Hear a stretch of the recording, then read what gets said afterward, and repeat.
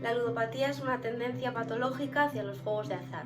La relación con el juego se convierte en un problema que la persona afectada no puede controlar, necesitando ayuda para conseguirlo. Desde el área de prevención de Proyecto Hombre queremos compartir con todos vosotros y con todas vosotras cuáles son las fases de la ludopatía adolescente. La primera fase comienza con los primeros contactos con los juegos de azar, como una experiencia lúdica más con un grupo de amigos, lo que supone una actividad agradable que motiva la repetición. Además, los bonos de bienvenida que facilitan las plataformas del juego generan una sensación de éxito y ganancia que se antepondrá a la de pérdida. Es posible que además haya ganancias reales, lo que predispone al adolescente a creerse que tiene habilidades especiales para el juego. Con la euforia del primer momento, la frecuencia y nivel de apuestas crecerá y con ella las pérdidas. Y la única solución que se considerará para recuperar el dinero será la de seguir jugando. Por tanto, entramos en la segunda fase, la fase de las pérdidas, que ya existían antes pero que no se percibían. Para poder seguir jugando se necesita dinero que se pide o se sustrae. Es fácil que los y las adolescentes recurran a las tarjetas de crédito de los padres y las madres. En esta carrera, los estudios, el trabajo, la familia, las actividades de tiempo libre y los amigos